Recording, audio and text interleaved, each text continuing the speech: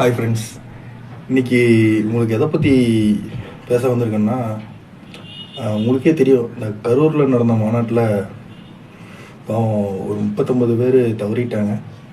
So அவங்களுக்காக நான் pray பண்ணிக்கிறேன்.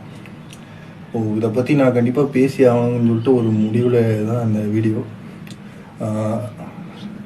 இது எப்படி ஆரம்பிக்குன்னு எனக்கு தெரியல. I don't know how to say it. இது ரொம்ப ஒரு வருத்தப்பட வேண்டிய விஷயந்தான்.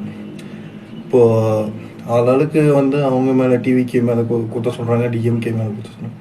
நம்ம யாரு மேலே குத்த சொன்னாலும் சரி, யாரை ப்ளேம் பண்ணாலும் சரி, இந்த மாதிரி ஒரு நிர்வாக சீர்கேடு எவ்வளோ பெரிய மாநாட்டிலையுமே நடக்கிறது யூஸ்வல் தான்.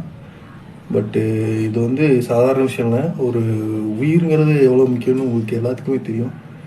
பல பேரோட வாழ்க்கை போயிருக்கு. ஸோ இதுக்கான நான் சொல்யூஷன் என்ன சொல்ல வரேன்னா, நம்ம இது ஒரு ஜுடிஷியல் ரீதியாக ஒரு கேஸ் மூலமாகவோ இது ப்ரொட்டஸ்ட் பண்ணி இது ஒரு பெரிய விஷயம் ஆக்குங்க. தயவு செஞ்சு இப்படி இதே மாதிரி இன்னொரு தப்பு நடக்கக்கூடாது. அதுதான் நான் சொல்ல வரேன்.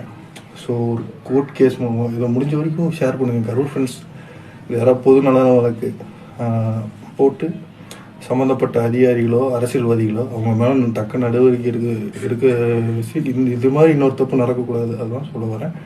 அப்புறம் கவர்மெண்ட் சைட்லையும் சரி, இந்த டிவிக்கு கட்சி சைட்லையும் சரி, உங்களால் முடிஞ்ச அளவுக்கு அந்த பாதிக்கப்பட்ட குடும்பங்களுக்கு ஒரு ஆறுதலாகவும் ஒரு ஃபினான்ஷியலாக எவ்வளோ ஹெல்ப் பண்ண முடியுமோ தயவு செஞ்சு பார்த்து பண்ணுங்கள். பிகாஸ் நீங்கள் தான் சப்போர்ட் பண்ணணும். தேங்க்யூ. அதே சமயம் கவர்மெண்ட் நான் ரெக்வஸ்ட் பண்ணுறது என்னென்னா, இதுக்கு நீங்கள் ஒரு கமிஷன் அமைச்சு இதை ஒரு தனியாக ஒரு ரிப்போர்ட் ஃபைல் பண்ணி சம்மந்தப்பட்ட அதிகாரிகளோ பொலிட்டீஷியன்ஸோ இல்லை யார் மேலே தப்பு இருந்தாலும் சரி தக்க நடவடிக்கை எடுக்குமாறு கேட்டுக்கொள்கிறேன் ஃப்ரெண்ட்ஸ். தேங்க்யூ. இந்த மாதிரி இன்னொரு விஷயம் நடக்கக்கூடாது. I feel sorry. இது கரெக்டாக இருக்குமான்னு தெரில இந்த டயத்தில் இப்படி பேசுகிறது. மறுபடியும் என்னோடய ஆன்லைன் எங்களை உங்களுக்கு தெரிவிச்சுக்கிறேன். நன்றி, வணக்கம் ஃப்ரெண்ட்ஸ்.